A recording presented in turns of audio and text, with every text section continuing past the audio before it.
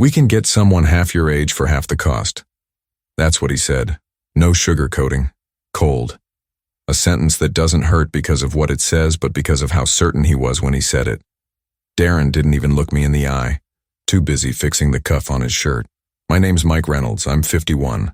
For 12 years, I ran the data center at Telwave Communications. First one in, last one out. They hired me back when the company was crammed into 2 anonymous floors of a no-name office building. I installed the first racks myself. Built the first physical backup system back when nobody even knew what downtime meant. 13 days in, I slept at the data center to monitor a live instability spike.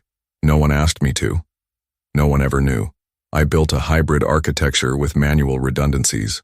Never asked for a raise. Never questioned a promotion. My job was to make sure nothing stopped. And nothing ever did. Until he showed up. Darren Cole, new CTO, early 30s, MBA on the wall, buzzwords on his lips. He preached digital transformation like it was gospel, always wearing shirts a size too small, a casual blazer, and a smartwatch with a mirrored screen. 2 months in, he rebranded our team as the Innovation Hub. Wiped the names of senior tech leads off the flowcharts. We were now just operational resources. In meetings, he talked about eliminating human bottlenecks. If it can be automated, it should be.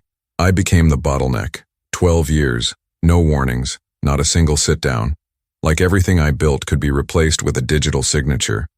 But what Darren didn't know was that a few months earlier, something important had changed in the backup system. And no one asked, not even him. And I chose not to explain it for the 10th time. The week before I got fired, the silence changed its tone. No more CCs and emails.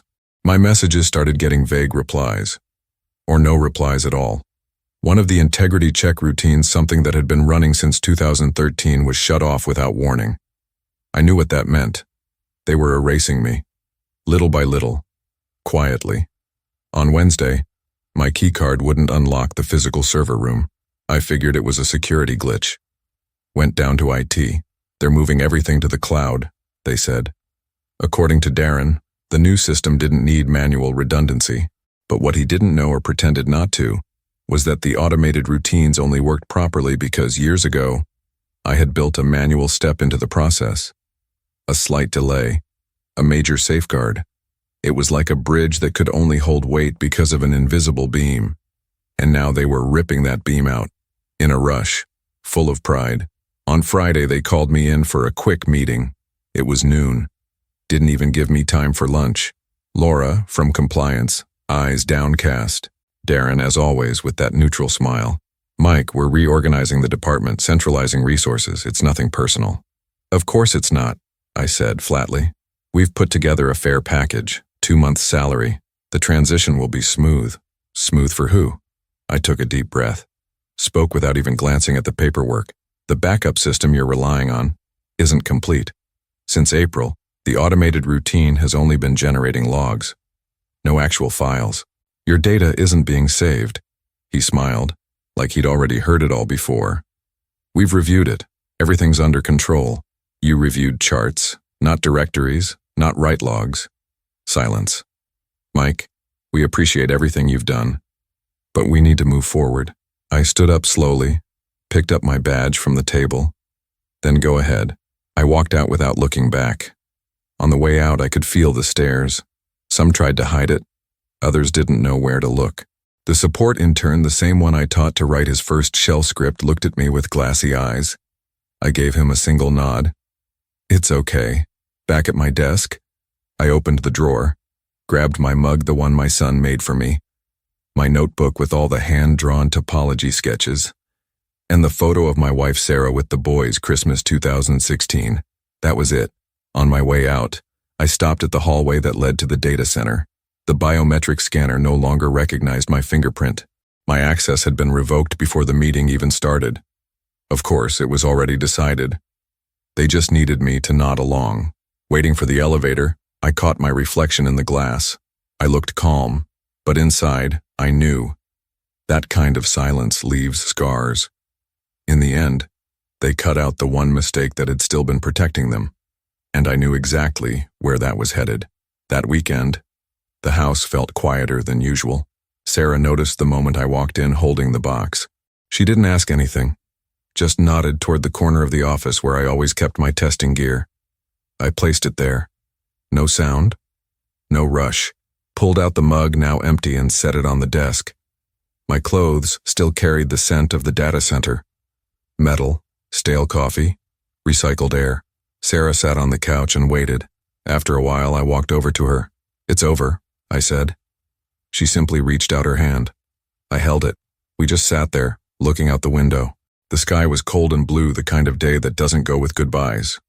The loudest noise wasn't in the room. It was inside.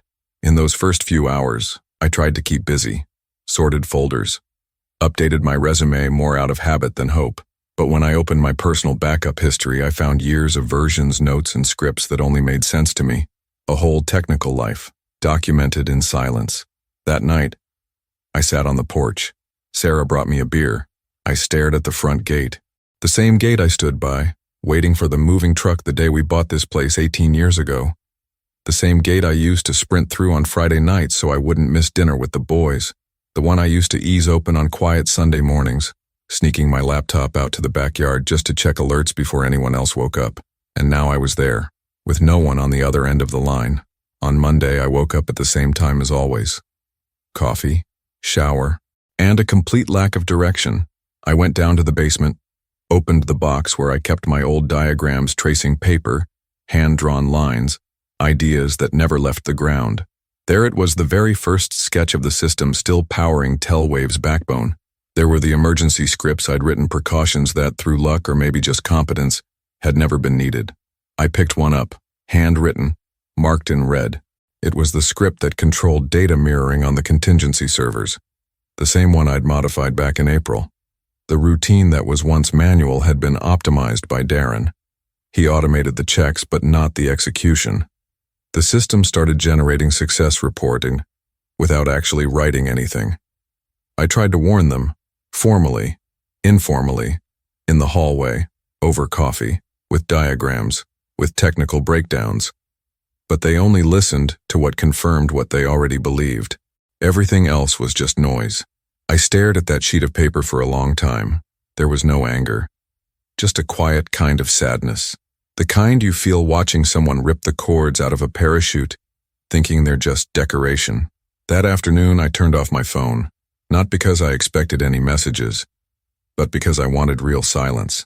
Still, even if I didn't want to, I knew too much about what was coming. On Tuesday, Sarah asked me to go for a walk. It had been a long time since we'd done that. We went to the lake, 3 blocks from the house. The morning chill cut across our faces. Neither of us said a word about it. We just listened to the sound of our footsteps on the sidewalk. We sat down on a wooden bench. She pulled an envelope from her bag. "Do you remember this?" It was the flyer for a data security conference. I had tucked it away years ago, folded in a drawer. I never went. There was always some emergency, an alert, someone who needed me in the middle of a Saturday. "You used to say you'd speak at that event one day," she said, not looking at me. I took the paper in my hands. I looked at the list of speakers. All familiar names. Some were old colleagues who'd gone their own way. One of them had called me 3 months ago, offering a consulting gig. I turned it down. I stayed. I was loyal. Sitting on that bench, under that gray morning sky, it hit me. I was free, not by choice, but free nonetheless. Back home, I cleaned up the office, filed away the papers, threw out what didn't matter, scanned the diagrams that might still hold some value. I picked up a new notebook, clean, no marks. At the top of the first page, I wrote, "What no one wants to hear until it hurts." I stared at that sentence for a long time. Little by little, I started listing everything I had fixed behind the scenes. Ignored failures, improvised solutions, lonely decisions, not out of pride, but to understand, to remember, maybe one day to share. On Wednesday, I got a call from a former colleague at Telwave. I didn't answer, but he left a message. Just wanted to say it was wrong what they did. We all know it. You were always the one holding things together. I stood there with the phone in my hand. I didn't cry, but I closed my eyes. Right there, in the middle of that quiet room, something started to come back together. It wasn't anger. It was a kind of return, like the part of me that had been forgotten behind the machines was slowly making its way back. That night, Sarah walked into the office with 2 mugs of tea. "Have you ever thought about starting something of your own?" I nodded. "Thought about it, sure. Doing it? Never." She crossed her legs, eyes steady. "You spent 12 years fixing things no one could see, building systems that protected people who didn't even know they were being protected. And you never asked for anything." I stayed quiet. Maybe it's time to build something where people actually want to listen. That night, I opened a text editor, typed in a domain name. It was still available. I bought it.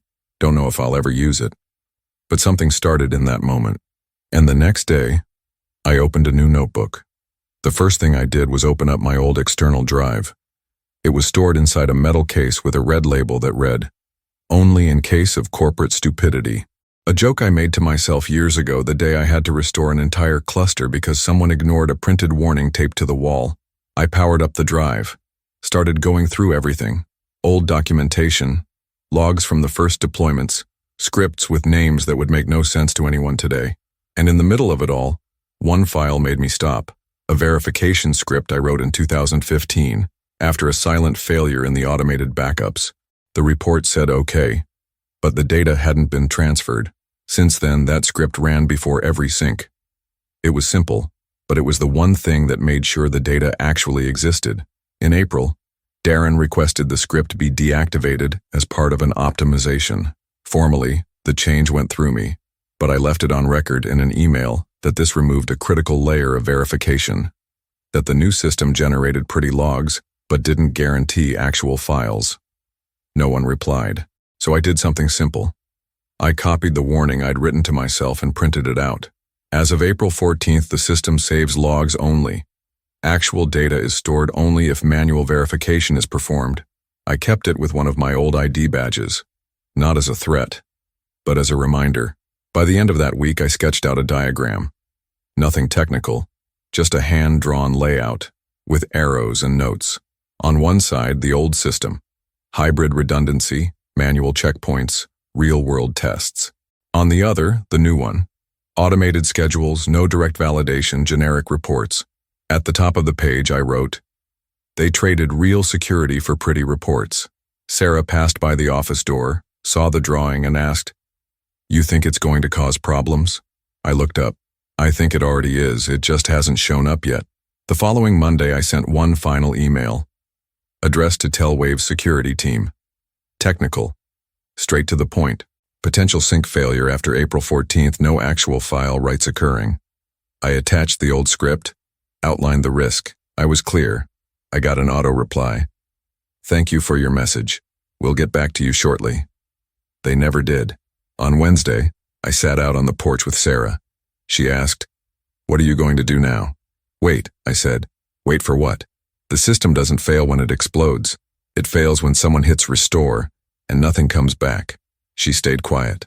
So did I. That night, I flipped through my field notebook. At the bottom of the last page, I wrote, "They trusted something they never tested." I closed the notebook, put the drive in the safe, and went to sleep. And when someone hit restore, there'd be nothing left to bring back. It was just another Thursday.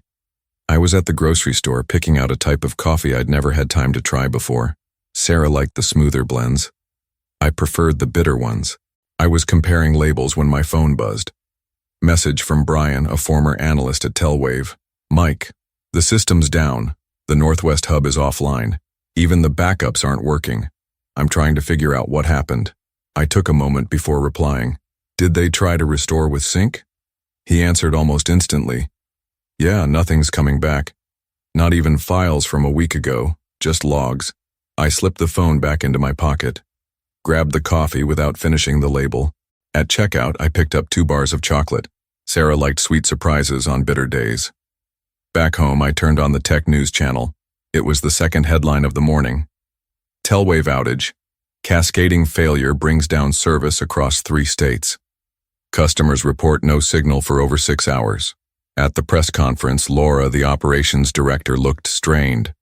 "We're investigating the root cause. Backup systems were triggered, but immediate restoration was unsuccessful." That was it. The invisible beam had snapped. The messages started coming in. Mike, do you still have the old script? Do you know if the manual routine is still accessible? For God's sake, man. Is there anything we can do? I read every single one. I didn't reply to any of them. Not out of revenge, but because everything I needed to say had already been said. That afternoon, Darren showed up. Not at the door, on my phone. Direct call. No blocks. The call I knew, deep down, would come. I tapped the red button. He called again. Left a voicemail. Mike, we need to talk. The backup failed. There are things only you can help us understand. Please, get in touch. His voice was different.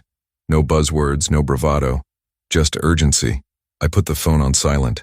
That night I sat at the table with Sarah. Set the chocolate in front of her. Is this for what happened or what's about to happen? She asked. For what already happened, I said. They're just now seeing it. She nodded, breaking off a piece. Later I opened the email I had sent weeks earlier. It was still there, marked as delivered. No reply. At the bottom of the message, the line no one probably read. If a restore is attempted without prior validation of actual data integrity, the system may display valid logs without containing real data. So simple, so clear, so ignored. At 11 p.m., a new message from Brian. Darren's in a meeting with legal. Looks like the failure hit regulatory records. They lost everything. Total panic. I closed the laptop, turned off the office light, and went to sleep. But the phone could still ring. 2 days after the outage, Telwave was still making headlines. Tech journals, financial sites. Even national outlets were calling it an unprecedented blackout and a critical contingency failure. On my side, everything stayed quiet. Sarah kept her routine. Morning coffee, evening walks. She understood what was happening and knew I didn't need advice. Just time. Saturday morning, the phone rang. Darren. I let it ring until it went to voicemail. He tried again, and again. On the third try, he stopped. Then came the voice message. Mike, we know you tried to warn us, I know. The failure was deeper than anyone expected. The reports, they were wrong. We need your help. Can we talk? Work something out? I didn't reply. I didn't delete it. I just left it there. That afternoon I went out to the garage, grabbed the box with everything from Telwave. Old badges, notebooks. The last printed report page marked up in pen, ignored at the time. I pulled out the black-covered notebook, sat on the porch, opened to the page where I had written, "They trusted something they never tested." Beneath it, I added a new line, and they ignored the one who kept it running without needing to be seen. On Sunday, more messages came in. Laura, everyone here's falling apart. Nothing's coming back. Turns out the backup was just for show. They brought in outside consultants, but no one understands the old system. They say only you can explain it. Brian, they've started an internal audit. The losses are huge. It's probably going to court. Just wanted you to know a lot of people here still respect you. I replied to just one. Briefly, I warned them 10 times. They never wanted to listen. On Monday, the company released an official statement. We are working to restore services with support from external specialists. We have identified a failure in the automated contingency system, which was generating records inconsistent with actual data. I read the sentence 3 times. Records inconsistent with actual data. That was exactly what I had said. Months ago, that night, I sat with Sarah in the living room. She was reading. I just watched the streetlight filter in through the window. Are you going to respond? She asked without looking up. No, not even if they offer money. It's not about money. She nodded. So, it's about pride? No, it's about respect. And respect isn't something you negotiate after the fall. In the weeks that followed, the phone calls stopped. The scandal grew. Telwave lost contracts. Their stock dropped. Darren was placed on temporary leave, according to the media. I didn't celebrate. I didn't post anything. I didn't reach out to anyone. I just kept on with my routine. They didn't know it yet, but they were about to offer exactly what I no longer wanted. The email came on a Thursday morning. Subject: Consulting opportunity. Immediate response requested sender. Darren Cole. Still signing as CTO, despite what was in the news. The message was straightforward. Mike, we're formalizing a consulting offer. We need your expertise to restore the contingency system. The company is prepared to pay $600 hour with immediate start. We hope to count on your collaboration during this critical phase. It said collaboration, but it was a plea. I read the email once, then again, closed it. Had lunch with Sarah at a small neighborhood restaurant. Table by the window, no rush. I told her about the offer. She listened quietly, then asked, "So, what do you want to do?" Part of me wants to go back. Prove I was right. Fix everything in minutes, show them what they lost. And the other part? Doesn't want to return to a place where I was ignored for over a year, where they only listened when everything collapsed. She stirred her tea slowly. Then the second part sounds wiser. That afternoon I opened my laptop, replied with 2 lines. "Thank you for the offer. At this moment, I choose not to return to an environment where my presence is only valued after the loss." I closed the email. Later that week, an unexpected call. Eric Donahue, head of infrastructure at a competing firm. We'd met years ago at a technical seminar. "Mike, I heard what happened. Your name's been circulating. We're reworking our entire contingency policy. We need someone with field sense. No flashy slides. A system that works when everything goes wrong." We talked for nearly an hour. At the end, he said, "You don't have to decide now, but if you want to build something of your own, with a team that listens, the door's open." That night, I went to the closet, grabbed the box I'd packed the day I was let go, went through the field notebook again. The notes, the flowcharts, that still made sense. There was no nostalgia. There was readiness. I organized everything into a new folder, closed the old one, sent a single reply to Eric. "Let's talk, this time the right way. No noise, no ego, just a system that works, with responsibility and respect." The next morning, Darren sent another email, trying a different tone, more personal. "You know what's at stake. Think about the employees, the structure, the legacy you helped build." I didn't reply, because trust doesn't rebuild in a rush. And sometimes the most just response is not going back. Not for the money, not for the belated recognition, not for the applause that only comes after the fall. I chose to move forward. And this time, with both hands on something that's mine. 6 months later, I stepped into a room with polished concrete floors, wide windows, and the scent of new equipment. It wasn't Telwave. It was the main floor of North Grid Systems, a regional provider that had grown steadily, while the big players stumbled over empty promises. Eric greeted me with a calm nod. No speech, no performance. He simply handed me a badge with my name. Mike Reynolds. Strategic Infrastructure, no status acronyms. Just a clear role. Exactly how I've always preferred it.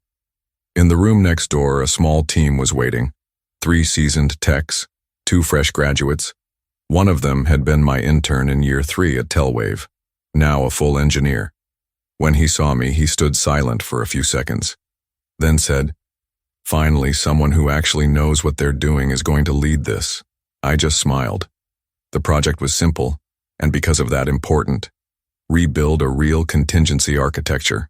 Cross-validation, physical backups, monthly manual testing, every alert verified, every log matched with real data, nothing overly automated, nothing left to chance. We started from scratch, no patches, no rush. In the second week, I received an envelope in the mail. No return address. Inside, a printed copy of Telwave's final audit report, 24 pages. One clear conclusion: the absence of manual verification routines resulted in the irreversible loss of operational data. At the bottom, a quote attributed to me, probably pulled from one of my old reports. "Automation without validation is just a fast lie." I kept the paper, not out of pride, but to never forget how negligence builds silent disasters. Over time, North Grid grew. No aggressive marketing, no fancy speeches, just stability. The one thing no one else seemed to know how to deliver anymore.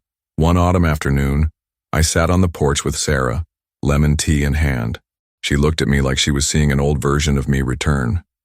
"You look lighter," she said. "Because I am. It's been a long time since I've seen you like this. Calm. Whole. It took a while, but I think now I'm exactly where I'm supposed to be." We sat in silence. The wind rustled the leaves in the backyard tree, and for a moment, everything around us felt in sync, solid.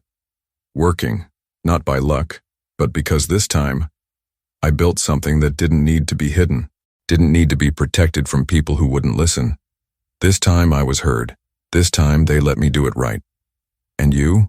Have you ever felt more valued outside a place than you were ever seen inside it?